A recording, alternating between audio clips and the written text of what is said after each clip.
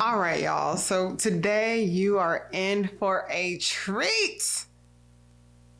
Okay, maybe not like a treat. Maybe it's more like a sour gusher, where it's a little sour on the outside, but then you get to the sweet spot. Yes, that's what today you are in for. You are in for a sour gusher, because today I'm talking about how religion is killing your progress. Now, all the religious people are out there. Y'all are already ready to kill me. You're already ready to send me some hate mail. Go ahead and send it to my email right now, okay? And for, all the non-religious people or all the atheists that may be watching, you're probably like, yes, I knew it. Finally someone had to say it. Religion's killing everything. And you know what, friend? It really is. But first, let me define what religion is. And if you don't know me, my name's Yanik. I've been an executive coach for the past 15 years, and I am here to help change makers, people like you who are creating change in the world, who are building organizations, who are influential, who are dreamers, and maybe you're in the dream stage of it. Maybe you're already a CEO. I don't care. Whether it's now or it's about to happen, this message is for you. So first thing is, what is religion? So I'm going to use the Greek word, thraskaya. And really what it means is religious worship with the emphasis on external ceremony. Now, I love looking up the Greek words of things, because when you go back in scripture and you're reading everything in English, there's sometimes these little nuances that just English doesn't give us, right? And there's so many different words for religion in the Bible, but the one that I'm speaking about right now, one of the ones that we see more often is that, right? Religious worship with the emphasis on external ceremony. Now, I was watching this teaching by Ron Carpenter, and one of the things he said was religion has a strong focus on outward conformity, meaning appearances. Or in the South, as we used to say, putting on airs. Or shall I say, my grandmother used to say, putting on airs. Just out here pretending, focusing on how things seem versus how things are. And really what it is it's just mimicking. It's just mimicking. You're making sure you're playing the part by dressing the part and talking the part and focusing on what you say and how you behave and the rules and the regulations and things like that. But mind you, while we're focusing so much on outward conformity, the main change agent is not happening, which is inward transformation. So while you're focusing on everything else looking right and smelling right and sounding right and putting up this rule and regulation and stand and sit and kneel and hop on your head 10 times and scream, yeah, and all this other stuff, or we can do it, go team, whatever, the inward transformation hasn't happened. And that's the only lasting transformation that happens. That's the only thing that lasts. So you can have all this outward conformity, but you are building a house with zero foundation. Not even like a sloppy foundation. There's just no foundation to it. And so we're going to talk about how does it kill. And I'm going to use an organization as an example, mainly because that's what I'm most experienced in. So why would I use any other example? But I am going to give you some basic examples in everyday life. So the first reason why religion kills is that people stop caring because it doesn't relinquish any results. No results come. There are no results with it. You might have a little upward here, there, but it just goes right back to where it was. There are no results, okay? Now, I've been coaching for about 15 years, helping entrepreneurs develop the mindsets, the strategies, and the structure to help them hit their goals. And a big part of that is figuring out why they're not hitting in the first place. That's more than half the battle. Me going in and being Inspector Gadget, trying to figure it out and pulling out all these tools to figure it out. And one of my most effective tools is a site visit. My Lord, some of the things that you see on these site visits, okay? And normally what I find is that the leader, whether it's the CEO or maybe I'm working with a specific executive or what have you, or the management team, they're being super religious. They might as well come out with a big old robe and a big hat and sing and have horns and incense and and walking just real slow into each one of their meetings. Why? Because they're just being religious. They're all saying the right things. You can tell where maybe the board has come down on them, or maybe they spoke with an advisor. Someone's coming down on them, and they're just kind of repeating everything that they've heard, or they're repeating and saying the things that they should say, that should be motivating the team, that should be increasing sales, and should be getting everyone together, that should be increasing commitment, increasing collaboration, all of these things, right? And they're going through and doing all the things, but nothing has changed. And this is how I see it, because what I love to do is sit down in one of their meetings and just get to see what everyone's talking about. And I don't want one of these big introductions. I just want to be a little fly on the wall. Hey, this is Yanik. She's going to be sitting in our meeting today. Boom, boom, boom, boom. Right? And usually beforehand, I'm talking to everyone or whatever. And what I'm looking for is everyone's reaction. I want to see the eye rolls. They might be quick, or they might be a little emotional eye roll. When someone's like, yeah. No, ma'am, that was not a yeah. That's this is dumb. Or when you see as the manager or the CEO or whomever's talking, you see those people that kind of look at each other real quick and look back. I want to see all of that. I want to see all that. I want to see and hear all the rules that have been created and the changes that have been made where none of the metrics follow that. Oh, well, we believe in working hard and, we put in the time and effort. That's not what Salesforce says. And this is not to come down on anyone. I'm just discovering what the problem is. And the big problem is that they're being religious. And this doesn't just come out of anywhere, y'all. I'm going to show you the process. This is how it happens. Step one, they find there's a problem in their business. Not enough sales, not enough recruiting, not enough growth in this particular sector, not this, not that. There's always something that's missing. The second thing that they do is they go and find a guru. Who's the best person for this? What does this book say? What strategy does this happen? What did Harvard say? What did this say? What did that say? Right? They go and find a guru. They study everything that they do. Not who they are, not their character, the steps. Step one, have a meeting, right? Number 4, then they have a meeting and make everyone comply with the steps. Doesn't this sound familiar? And guess what? At the meeting, everyone agrees. They're like, oh yeah, these steps make so much sense. Oh my gosh. They may even be excited about it, right? Because when things are lacking, everyone knows like, you know what? This kind of sucks. Maybe we should make these changes, right? So everyone complies with the steps, and they do it for a while just to go back to what they were doing before. Now, this is what's really, really funny. The people go back to what they were doing before, and then everything goes back to exactly where it was. But no one ever stops the ceremony. They just start asking weird questions. Well, why is it that we're seeing a lag in sales?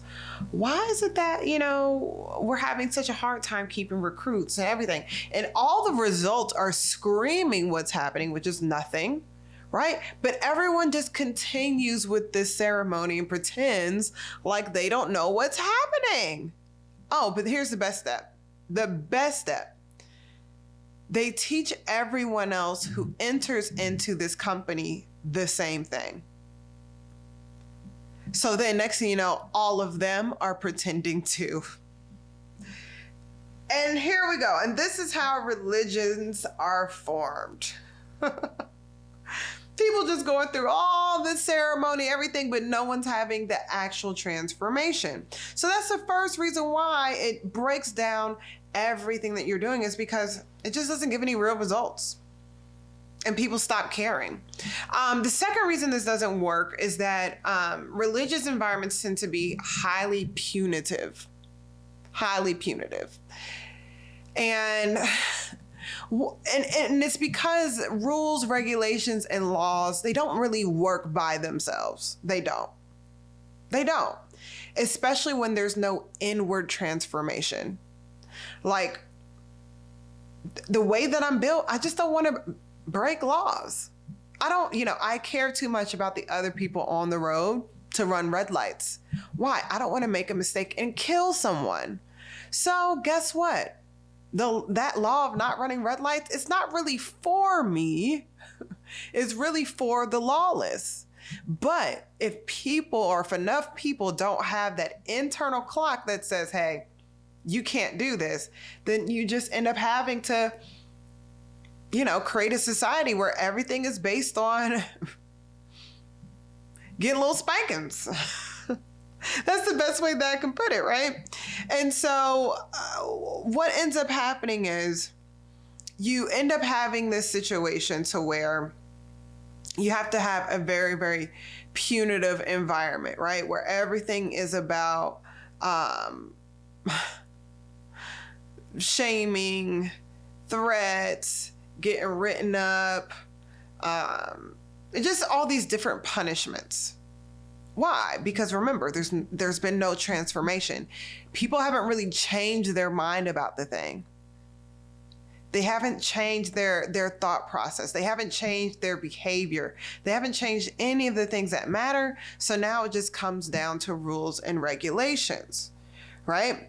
And remember, with this, it becomes a breeding ground for insecurity, because of all the threats, all the fear, all the shaming and guilting that's been going on, right? And really what ends up happening is that people's souls just stop flourishing. And your soul is basically your mind, your will, and emotions. And so when you're in an environment that's highly punitive, where people are just getting punished for not following these regulations, eventually they just become scared. They're afraid of having new ideas, so their creativity is stunted. They're not innovating. They're not motivated because their will is pretty low because they're always afraid all the time, right? And then their emotions are all over the place and they just aren't committed. They're only there because they feel like they have to be there. Most of the time when people are in these positions and in these types of environments, they're usually just thinking, okay, I'm going to be out of here as soon as I can. As soon as I can get out of here, I'm out. And this also becomes a place where no one's really submitted. They're just controlled. And so here's the difference between submission and control. And I actually heard this from a great teacher named John Finn, to where let's say you have a client where you have this deadline and you guys are getting up to the date, the deadline's the next day, or maybe it's a Monday, it's on Wednesday, and you're like, look, I need so-and-so employees or this team to stay late and finish the job. Now, someone who's controlled, you tell them, hey, you have to stay, otherwise this isn't getting done. So I know you're supposed to leave here at 5. I need you to stay here until 8 p.m. Now, if the person's being controlled, it's like, well, if I don't do this, I'm going to lose my job. So I'm just going to do it anyway. Or they may just say, forget this job. I'm out of here. That's an example of control. Someone who's submitted is someone who believes in the cause. They understand how important it is. They understand, even though it, may interfere with this or that, they're like, look, you know what? I really want this to work out. I'm going to stay longer. Doesn't mean they're happy about it, but they made the decision to stay longer. Or let's say they couldn't stay longer, they'll make a decision to come in early the next day. And although they may not be the most excited about it, they're not resentful about it. That's the difference between an environment where people are controlled versus people who are submitted. And punitive environments, these are religious environments where everything's ceremonial and people are just pretending like everything's going the right way, but there's not actual change. They're not truly diverse.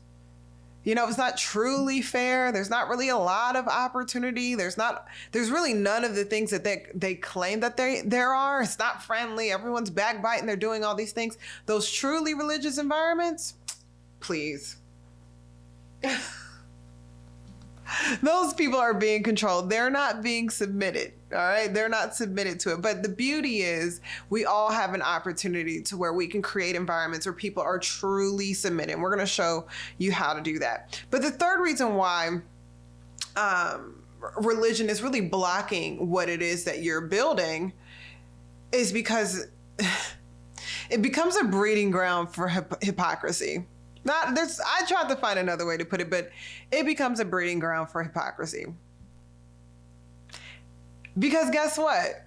Remember we talked about people just start saying things and they start pretending and they're going through the ceremonies and they're walking in and they're creating all these rules and regulations that everyone's pretending to follow, but they're really not. Or they say things like, hey, this is how this is supposed to be done, but this is how I do it. Or this is how we actually do it. This is what the rule book says, but none of that works. This is what we really do. All of that becomes a breeding ground for hypocrisy. Some of you guys haven't entered the door of a church or any sort of religious environment because of the hypocrisy that you've seen. So we all know hypocrisy kills, all right? So what you have to do is you have to tell the truth and shame the devil. And it's the breeding ground for hypocrisy because no one's actually become the thing. They're just pretending to follow the rules. The second reason it becomes a breeding ground for hypocrisy is because a lot of gray areas being created. It's like this Southern thing that people used to say, if it didn't go in, it ain't sin. I'm just leaving that right there, okay? And it's where people aren't technically breaking the rules. They're just not technically following them, right? And so whenever this happens continuously, normally what ends up happening, or I'm going to say like 95% of the time, hypocrisy creates dark evangelists. And what that means is the exact environment you try to create, someone actually ends up becoming the antithesis of that. So you're trying to build up this strong, powerful, friendly culture. And this person's like, they're only in this for the money. No one cares about them. They don't really mean that. All they do is lie. Yeah, you don't want to work here. Yeah, get out of here. I remember having a friend and she said one of her coworkers told her, look, don't give these people more than a few years of your life. Don't get stuck here like me. Right? And really, it's just people who begin to promote the opposite behavior of what you're trying to build. So now you actually have a culture that's in the exact opposite place of where you were in the beginning. Meaning you would have been better off by just not starting that in the first place. It's almost better that you never made the change if you're going to make the change religiously, aka hypocritically. So some of you guys are like, look, what do I do now? And don't worry, there's hope, okay? There is hope. All you have to do is begin the process of inward transformation, starting with yourself. And I'm going to give you some easy peasy examples that you can translate into everything you're doing, whether it's your organization, whether it's your own church, whether it's because you can have a church and not have a religious church. You can have a church where people are actually transformed, where they actually become the thing, where they're thriving spiritually, naturally, financially, everything. So here's a few everyday examples. And I'm using weight loss because it's an easy example, and it's something that I believe we all have done in some form or fashion. Okay, so we start off saying something like, hey, I want to look good. We all say that, right? I want to be skinny. I want to look good. Heavy on the outward conformity. Next thing you know, you start religiously dieting, aka you go on a fad diet. Or, you know, you may end up getting a gastric bypass. No shade if you need it, no shade, right? Or you might end up getting liposuction. It's all these things because you want to look good. So here's some crazy numbers, all right? 75% of people who get a gastric bypass gain the weight back. 25% of them gain it all back. It is said that 85 to 90% of people gain the weight back who go on a fad diet. 65% of people who get lipo have fat return. And the culprit is there was no inner transformation. See, it's what's inside of you that got you in that problem in the first place. The mindsets, the habits, the actions, the lack of discipline, all of these things. And until you change that, you're just going through this loop and this cycle of repeat over and over and over again. So what you have to do is get a mindset change.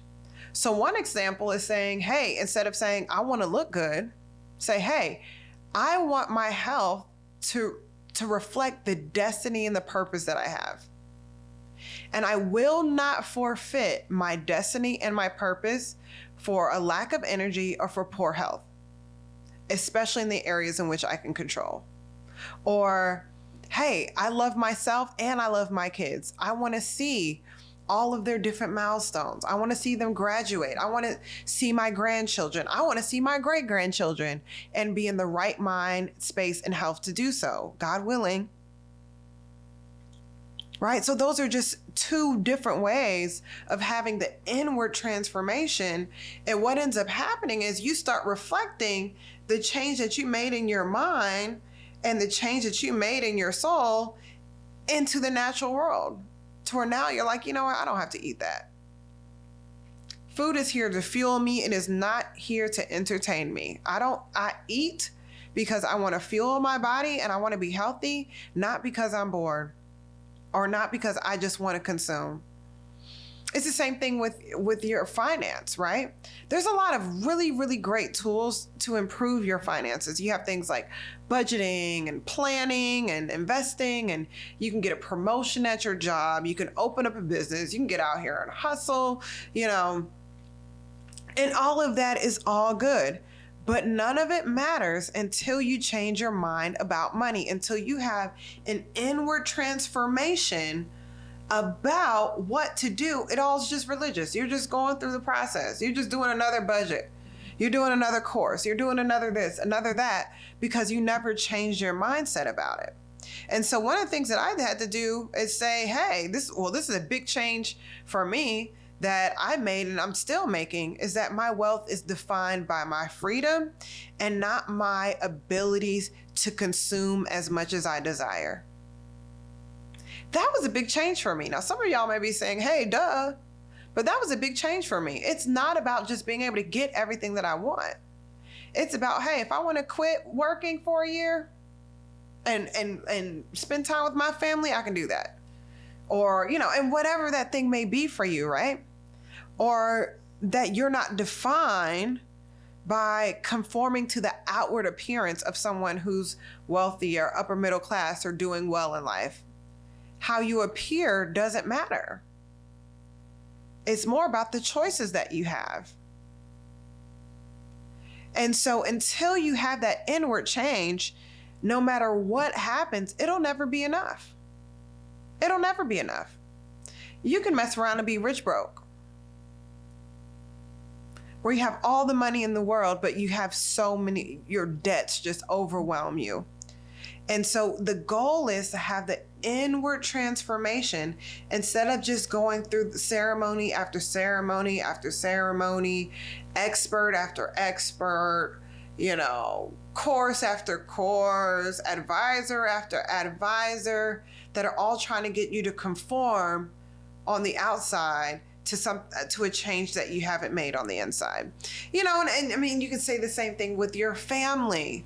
You know, you don't want to just look like the happiest family in the world. You don't want your social media to have all these pictures and all this other stuff trying to look like you have it all together. No, the goal is to make the inward transformation. What can you do to become the happiest family? You know, how can you guys get to know each other more? How can you spend more time with each other? How can you figure each other out? How can you sacrifice? How can you make some concessions? You know, all these things to actually become the thing. And so this list can go on and on, but these are some really easy peasy ways of not allowing a religious mindset to tear down what it is that you're building. And most importantly, you know, you want to show the fruit of the thing. That's the number one sign that you're not operating religiously in something, is that it actually shows fruit. There's some spoils. And the thing is, this is a beautiful part. When you go through the inward transformation, your life is going to bear fruit. When people see you, they're going to say, oh, there's something different about them. This person's the real deal. I can trust them. And then when you go through that process yourself, you can put any part of your life through that process as well. Because if you can change yourself, then you can go in and transform an organization. But if you can't manage to transform yourself, there's no way that you're going to be able to take those around you through that process. You just won't be able to do it. So that's my first piece of advice of how do you change this? Because some of you guys are like, look, Yanik, you just hit us with a ton of bricks. What do I do? Well, I just gave you 3 easy examples. But the first example is really think about what it is that you want and what areas of your life are you just going through all the ceremonies and where you're just trying to conform to the outward appearance of things. Or you're seeking outward conformity. Where are you doing things ceremonially, but it's not actually bearing any fruit? It's not really transforming your mind, your will, your emotions. Nothing is changing. It just looks as though it is. And then start the process of inward transformation there. And if you're really confused, schedule a session with me. Or if you're confused at all, if you need help at all, schedule a session with me. Whether we work one-on-one, just a few times. For some of you, we might need to work for 90 days. You know, especially for some of you organizational leaders, sometimes it just takes that much time. It usually takes about 3 months for someone, especially depending upon how much is attached to them and what all needs to be unraveled. And for the believers who are watching, you have to remember that Jesus's biggest battle was against religion. People following all the rules and regulations, but their hearts were hard. They were just as sinful and as mean as snakes, but they hid behind the temple and they hid behind their robes. And if you don't believe me, read through Matthew 23. It doesn't get any clearer than that. So thank you guys so much. I hope you enjoyed this. I hope that this unlocked some people's lives. I hope if you don't get it right now, I hope you watch it again and you chew on it for a while and you start to think, hold on, we are just going through the motions. We are just going through an act. We are just saying all the things and having these meetings and talking about the same things over and over and over and writing up all of these goals and writing up all of our mission statements and our values or this or that, but truly none of that's happening. And when none of it's happening, nothing's happening, or it's getting worse. So thank you guys so much for your time. My name is Yanik Medor, and please follow, please comment, please like, share it, do all the things, okay? Because we are on a mission to change society and change the culture of this world. Thank you.